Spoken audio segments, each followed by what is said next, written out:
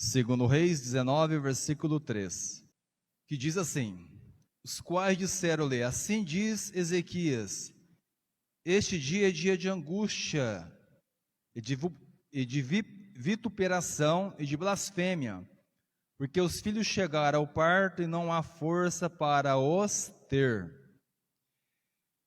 Mais uma vez a leitura da palavra, os quais disseram-lhe, assim diz Ezequias, este dia é dia de angústia e de vituperação e de blasfêmia, porque os filhos chegaram ao parto e não há força para os ter. A mensagem que Deus pôs no meu coração nessa noite, ela está baseada naquilo que está acontecendo hoje no mundo, né? No Brasil e no mundo. Eu quero falar acerca de como devemos nos comportar, qual deve ser a nossa atitude, o nosso comportamento diante da crise, né? Como se comportar no meio de uma crise. Vivemos uma crise sanitária, uma crise de enfermidade, de doença. Estamos vivendo um momento difícil, de muita angústia, um momento de percas e de medo, né? Muitas pessoas com medo, muitas pessoas na incerteza, inseguras, apavoradas, diante do que está acontecendo hoje no Brasil e no mundo, e principalmente no Brasil. Estamos aí vivenciando um cumprimento bíblico, porque a Bíblia diz em Mateus 24 que surgiria pragas, doença de dimensão nacional, onde os homens não teriam condições de resolver de imediato. E isso é um cumprimento bíblico. Então, gera essa crise, gera uma crise emocional, gera uma crise econômica, gera uma crise política, gera uma crise espiritual também. Então, esse momento desse vírus, dessa doença, ele atinge a nossa vida em vários aspectos, em várias áreas. E Ezequias, ele é o personagem exato para ser exemplo de como o homem de Deus, a mulher de Deus, o ser humano, uma pessoa que quer ter uma vida abençoada mesmo no meio da crise, deve se comportar. Quais as atitudes, o comportamento, as decisões que a pessoa deve ou deva tomar diante de um momento tão sério, diante de um momento de tamanha angústia, incerteza, insegurança. E até nós que somos cristãos, muitas vezes, somos abalados e somos atingidos por isso, né? Tem momento que você fica ali acomodado, tranquilo, mas surge um fato aqui, um fato ali, e de repente você se vê numa situação de muita ansiedade. Hoje mesmo, a minha esposa teve essa notícia da moça que perdeu a sua vida, e ela estudou com essa moça há 3 anos. E eu vi ali com os meus olhos que ela ficou muito abalada, muito assustada, né? Ela teve ali que se deitar um pouco, se acalmar, e depois passou. Por quê? Porque somos homens e mulheres. Então essas notícias abalam a nossa vida. Agora, voltando aqui para a palavra, Ezequias, ele começa a reinar em Jerusalém, em Judá, e ele começa agora a restaurar as coisas de Deus. Ele começa a restaurar a questão política, econômica e principalmente a questão espiritual. Porque Israel estava vivendo um momento de grande frieza e apostasia espiritual. Mas este homem chamado Ezequias, ele começa agora a tomar uma atitude nobre, uma atitude diferenciada. E ele assenta no seu coração a renovar o altar do Senhor, a renovar o sacerdote, a música, a oferta, o culto, a palavra, o culto a Deus. Ele começa agora a invocar o nome do Senhor. Você vai encontrar isso aqui no livro mesmo, onde estamos aqui baseado, mas um capítulo antes, no capítulo 18, vai dizer assim, olha só a atitude dele quando ele começa a reinar. E sucedeu que no 3º ano de Oséias, filho de Elá, rei de Israel, começou a reinar Ezequias, filho de Acás, rei de Judá.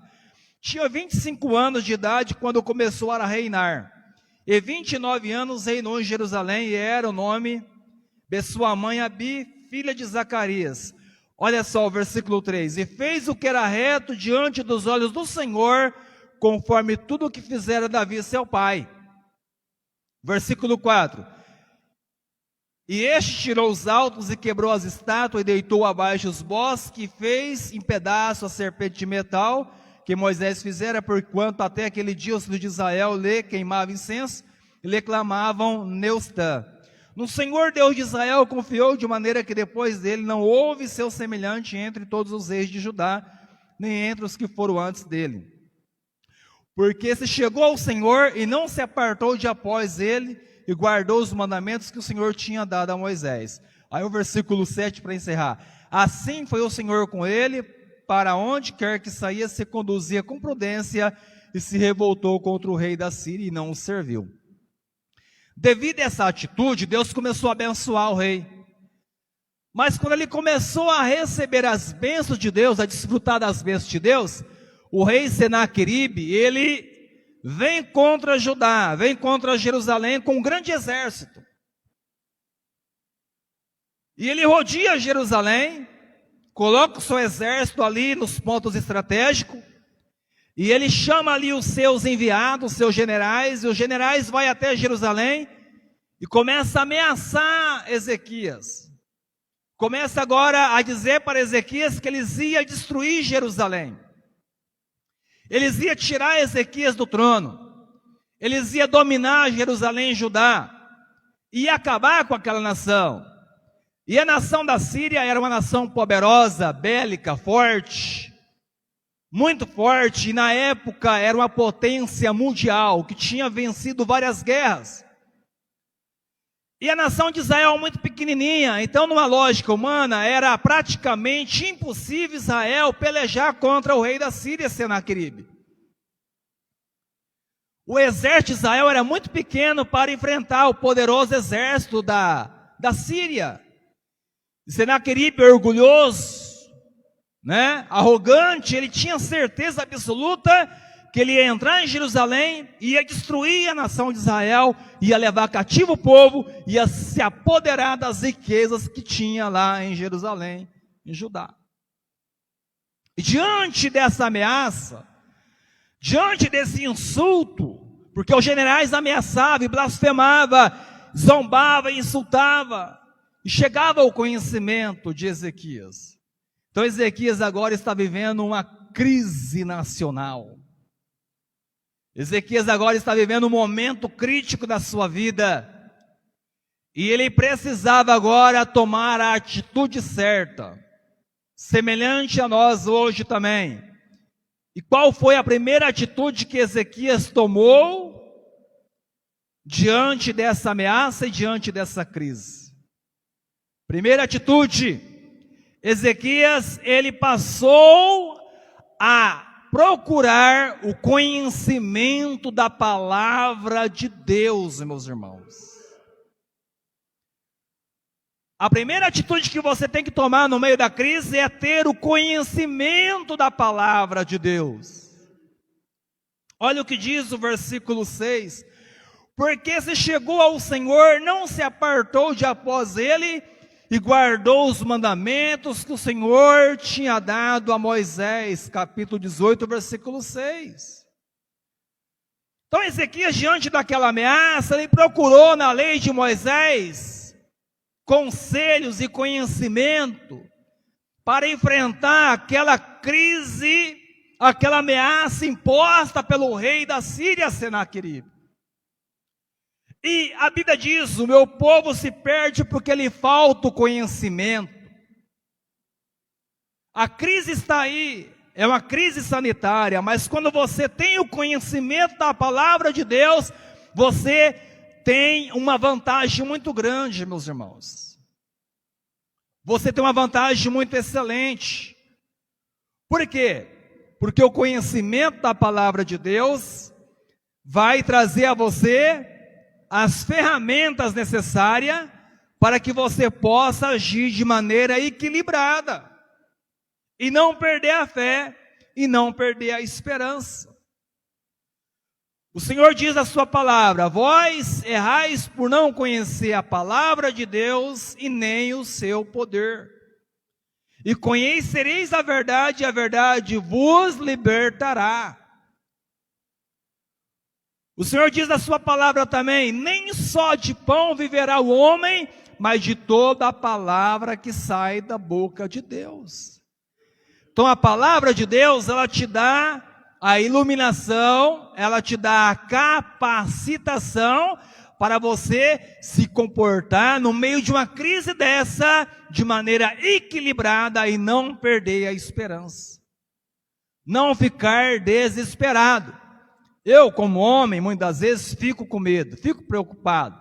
Mas o conhecimento que eu tenho da palavra, a iluminação que eu tenho da palavra, como eu já li a Bíblia, conheço a Bíblia, e eu sei que isso é um cumprimento bíblico, isso traz conforto, isso traz alegria, isso traz esperança.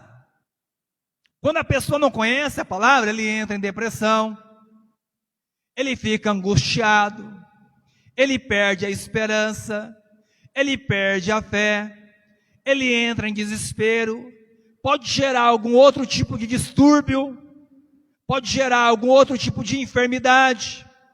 A pessoa fica com insônia, não dorme direito, não come direito, e isso traz prejuízo para ela. Mas quando a pessoa conhece a palavra de Deus, em vez de ela entrar em desespero, ela vai glorificar a Deus e reconhecer que Deus é soberano. Amém? Se Deus permitir, meus irmãos, que o mal chegue até nós, ninguém impede. Porque Ele é soberano, Ele é Senhor. A Bíblia diz que todo poder nos céus e na terra pertence a Deus. A Bíblia diz que todos os nossos cabelos estão contados e nenhum cai por terra sem a vontade do Senhor. Ele é soberano. Ele diz na sua palavra: o anjo do Senhor acampa ao redor daqueles que o temem e os livra de todo mal. Praga alguma chegará à sua tenda. Agora, se Ele quiser e permitir, nada vai impedir. Mas se Ele não quiser e não permitir, você estará debaixo da grande proteção de Deus. Ezequias conhecia a palavra e sabia que Deus é o Deus de Abraão, de Isaac e de Jacó. Ele sabia que Deus deu livramento para Davi, porque está escrito. Ele sabia que Deus abençoou a vida de Abraão, porque está escrito. Ele sabia que Deus mudou o cativeiro de José no Egito, porque está escrito. Ele sabia que Deus abençoou a vida de Ana, uma mulher que não podia ficar grávida, mas Deus foi lá e abriu a madre dela, e ela teve um homem chamado Samuel, um grande profeta. Então Ezequias conhecia a palavra de Deus. A Bíblia vai dizer que Pedro cometeu muitos erros quando ele andava com Jesus, porque ele ainda era menino, né? E Hebreus diz que nós não podemos ser menino, tratado com leite, mas temos que comer uma comida forte. Ou seja, o menino é aquele que não conhece ainda a palavra de Deus. Ele não tem estrutura espiritual, mas o adulto espiritual é aquele que conhece a palavra e está preparado para enfrentar qualquer momento difícil da terra. Então Ezequias, com o conhecimento que ele tinha da palavra, ele se comportou de maneira equilibrada, tranquila e calma. Eu te aconselho a ler a Bíblia. A Bíblia vai te alimentar. A Bíblia vai te confortar. A Bíblia vai revelar quem é Deus. A Bíblia vai mostrar o caráter de Deus, a soberania de Deus, a bondade de Deus, o juízo de Deus, a misericórdia de Deus, o amor de Deus, a providência de Deus. A Bíblia, ela vai mostrar que a nossa vida não está baseada somente nessa terra, mas existe uma promessa de vida eterna para nós.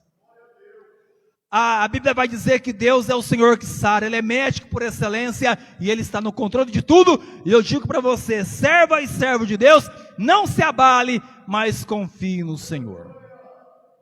Segunda atitude que Ezequias tomou.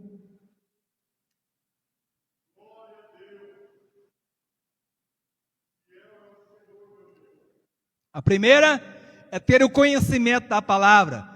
Felizmente, tem muitos crentes que não conseguem ler um versículo da Bíblia por dia. Não conhece a Bíblia, como é que vai pregar, como é que vai ensinar, como é que vai enfrentar as crises da vida, como é que vai se comportar de maneira equilibrada diante do Senhor, sem conhecimento da Bíblia.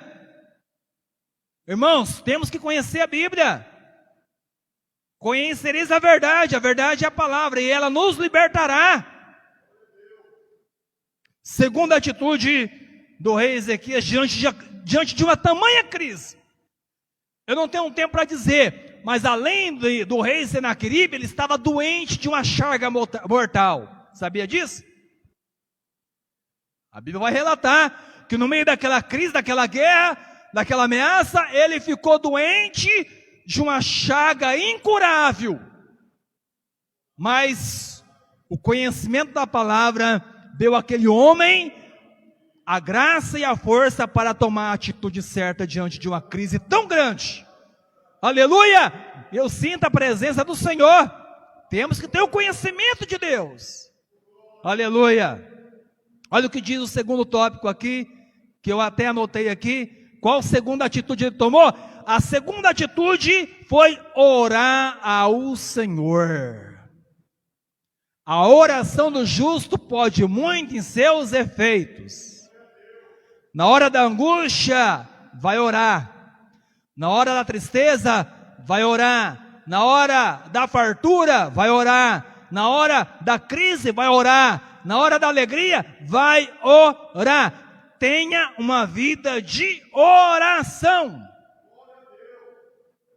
Olha o que diz versículo 19, o capítulo 19 e o versículo 15. E orou Ezequias perante o Senhor e disse: ó Senhor Deus de Israel, que habitas entre os querubins, tu mesmo, só tu és Deus de todos os reinos da terra, tu fizeste os céus e a terra.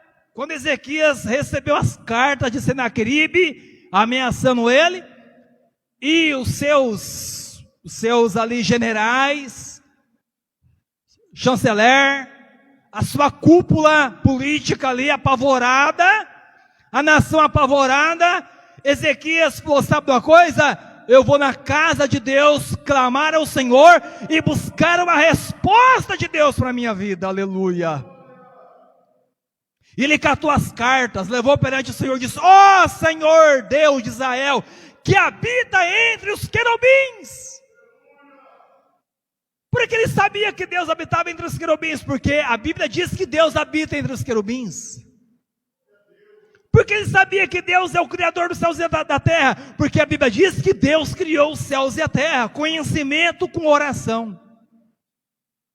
Na oração, ele expressa o seu conhecimento da palavra, e na oração ele expõe diante de Deus a sua dificuldade.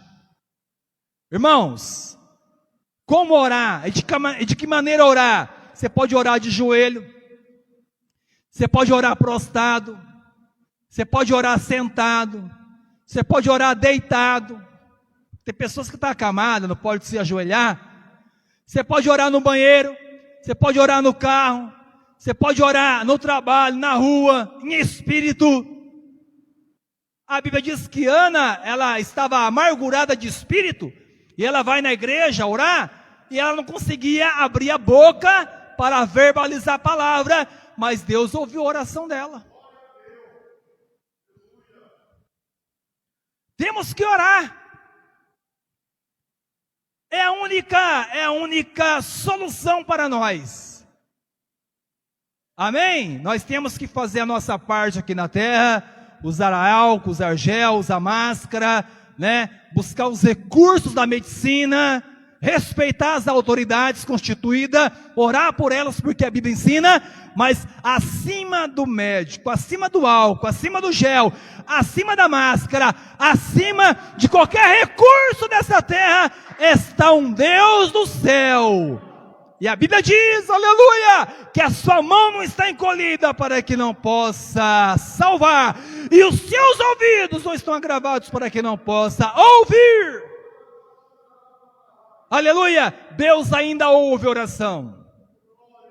Deus ainda responde oração. E eu convoco você que está me ouvindo a curta distância, a longa distância, a igreja brasileira, ela tem que orar. Ela tem que clamar. Se o meu povo, que se chama pelo meu nome, se humilhar e orar, e se converter dos seus maus caminhos, eu ouvirei do céu, perdoarei os seus pecados, e sararei a sua terra, está escrito na palavra do Senhor. Clama a mim, e responder-te-ei, e anunciar-te-ei coisas grandes e firmes, a qual tu não sabes. A Bíblia diz que os olhos do Senhor estão postos sobre o justo, e os seus ouvidos atentos à sua oração. Paulo diz, orai sem cessar, orai no Espírito, orai com fervor, orai em nome de Jesus. Quando você orar, ora em nome de Jesus.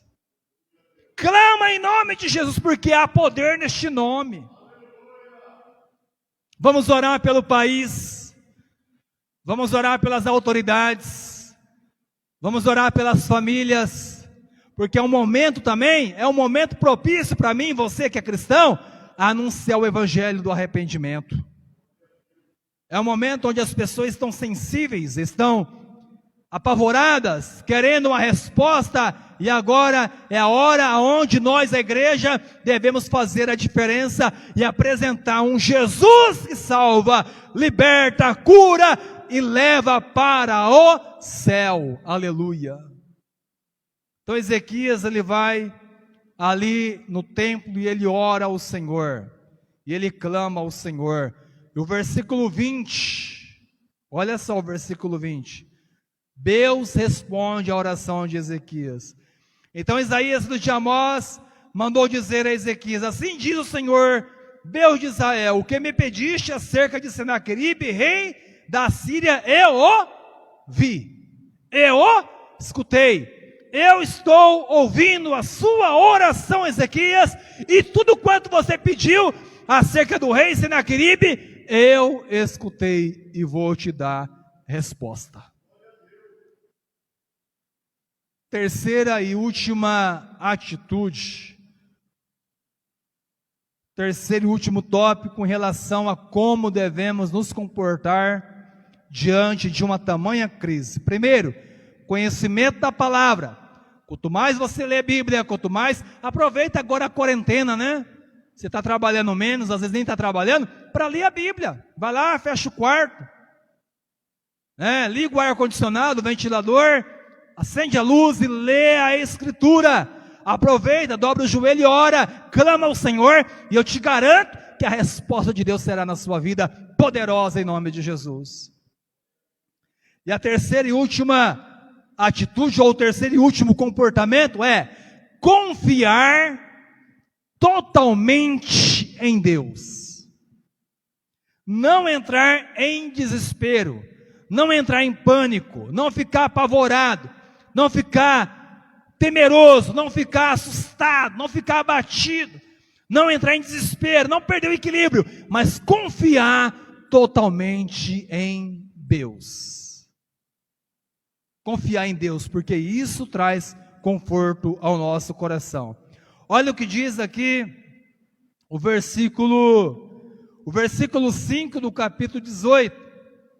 Olha só o que diz: no Senhor Deus de Israel confiou, de tal maneira que depois dele não houve seu semelhante entre todos os reis de Judá, nem entre os que foram antes dele. Irmãos, a Bíblia vai dizer que esse homem chamado Ezequias, ele confiou tanto em Deus, mas tanto,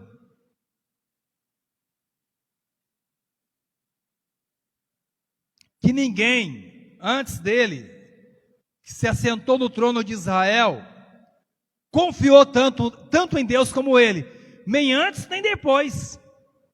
De tamanha fé, de tamanha confiança que ele depositou em Deus.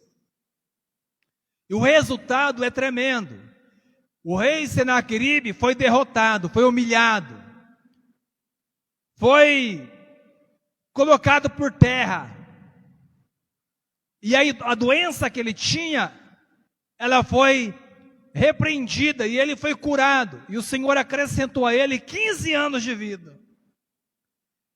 Ele recebeu 2 grandes milagres que para o homem da terra era impossível, mas para Deus nada é impossível. Olha o que diz o capítulo 19 e o versículo 38. Sucedeu, pois, que naquela mesma noite onde Ezequias ora, clama, e o rei Senaqueribe ameaça, e está ali uma crise, uma peleja, ele é ansioso, angustiado, orando, clamando.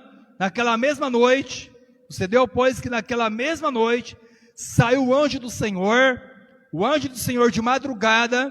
Deus mandou um anjo no meio do exército do rei da Síria, e feriu no arraial dos assírios a 185 mil deles. Glória a Jesus. Levantando-se pela manhã cedo, eis que todos eram corpos mortos. Ezequias confiou no Senhor, acreditou em Deus, orou com o conhecimento que tinha da palavra, e Deus mandou um anjo, não mandou um exército de anjos, não mandou 10 anjos, querubins, serafins, não, mandou um anjo. A Bíblia não diz se era príncipe, se era arcanjo, se era querubim, se era serafim. A Bíblia diz que era um anjo, com a espada na mão. E o anjo passeou no meio do exército, o rei da Síria, de madrugada. E ele ia matando soldado,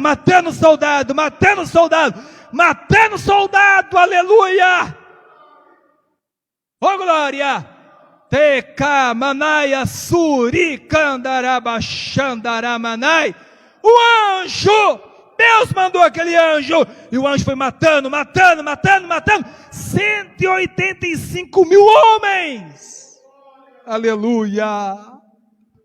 A ele toda a glória, a ele toda a honra, a ele todo o louvor, a ele toda a adoração. Eu profetizo aqui em nome de Jesus, você que está me ouvindo aqui agora, Deus vai mandar um anjo aí na sua casa. Mas não é para matar não, vai mandar um anjo para abençoar a sua vida, para abençoar a sua casa, para abençoar o seu lar, para confortar o seu coração, para dizer que Deus não está, irmãos, não está perdido no meio dessa crise, não. O coronavírus, a política, as potências mundiais, os presidentes das grandes potências, da China, Estados Unidos, Brasil, Rússia, Israel, o mundo, aleluia, na sua dimensão geográfica, o mundo, com a sua tecnologia, com o seu poder, está no controle da soberania de Deus, aleluia! Ninguém respira sem Deus permitir, ninguém fala uma palavra se Deus não permitir. Uma ave, ela não voa no ar, no céu, sem Deus permitir. Tudo está no controle de Deus. Esse é o nosso Deus é grande, o nosso Deus é poderoso, é o Deus do livramento, é o Deus da vitória. Essa é a palavra que Deus pôs no meu coração. Conhecimento da Bíblia, oração e confiança. Que Deus abençoe o pastor Carlos, o nosso irmão presbítero Miqueias e toda a igreja do Senhor, os irmãos que estão me acompanhando aí via internet, online. Que Deus abençoe a sua casa, abençoe o seu lar, abençoe a sua família, Que o Senhor te dê uma semana abençoada de trabalho, de bênção. E eu digo para você, vai passar. Essa crise vai passar. Deus vai nos dar tempo de vitória, tempo de alegria, tempo de paz. Mas é o cumprimento da palavra. Pode ser que passe essa e venha uma outra. Isso é bíblico. Mas nós como igreja não devemos perder a nossa fé, a nossa esperança. Amém?